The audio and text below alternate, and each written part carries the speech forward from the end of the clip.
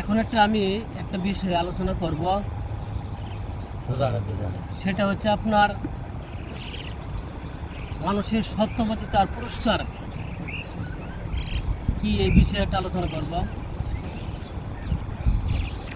আলোচনাটা হচ্ছে আপনার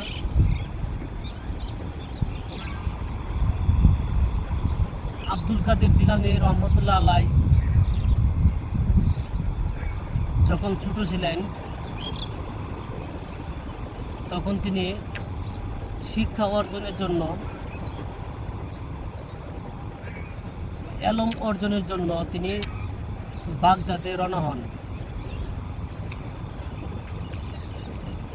তখন তারা বাগদাদে সফর করতে যাওয়ার সময় একদল ডাকাত এসে তাদেরকে আক্রমণ করলো। ডাকাতরা একে একে সব কিছু সবার কাছ থেকে স্বর্ণ অলংকার, টাকা পয়সা, মুদ্রা নিয়ে নিল। তখন ছিল অবশেষে আব্দুল কাদের জিলানী রহমতুল্লাহের কাছে এক ডাকাত কাছে গেলেন, গিয়ে বললেন, তোমার কাছে কিছু আছে? তখন আব্দুল কাদের জিলানী রহমতুল্লাহ বললেন, হ্যাঁ, আমার কাছেও 40 দিনার মুদ্রা আছে, যেটা আমার ব্যাগের মধ্যে আমার আম্মা সেটাই করে দিয়ে দিয়েছে। তখন ডাকাত তার কথা শুনে অনেক অবাক হয়ে গেল। তখন তাকে এক ডাকাত তার সর্দারের কাছে নিয়ে গেল। নিয়ে যাওয়ার পরে সর্দার ডাকাত বলতেছে, বাবা, তুমি কেন সত্য কথা বলে দিলে? তখন আব্দুল কাদের জিলানী রহমতুল্লাহ আলাই বলতেছেন,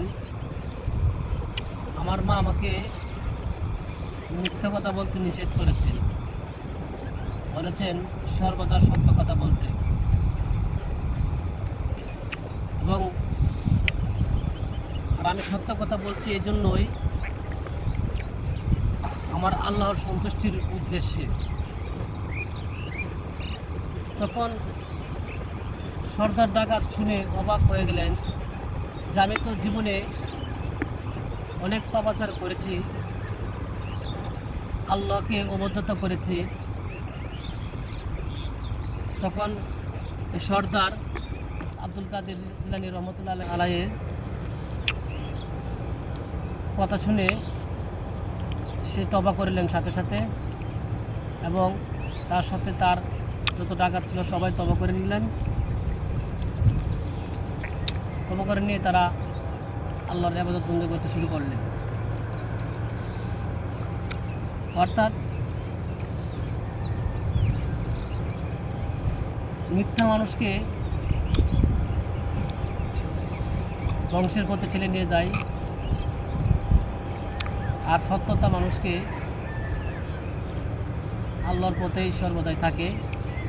মানুষ আল্লাহর সন্তুষ্টি অর্জন করতে পারে। তাই আমরা সবাই সবসময় যে কোনো ক্ষুদ্র ক্ষুদ্র কথা বলার সাথে আমরা মিথ্যাকে পরিহার করব। কারণ কথায় আছে, ছোটো ছোটো কণা বিন্দু বিন্দু জল। তো বিন্দু বিন্দুর মাধ্যমে আমাদের জীবনের জিন্দেগির শেষ দিকে দেখা যাবে বিন্দু বিন্দু মিথ্যা কথা বলার কারণে পাহাড় সমতুল্য মিথ্যার হয়ে গেছে। সুতরাং আমরা সবসময় যে কোনো বিষয় নিয়ে সর্বদা সত্য কথা বলবো, যাতে মৃত্যুর পরে আমরা দুনিয়া ও আখিরাত কামিয়াবি হতে পারি।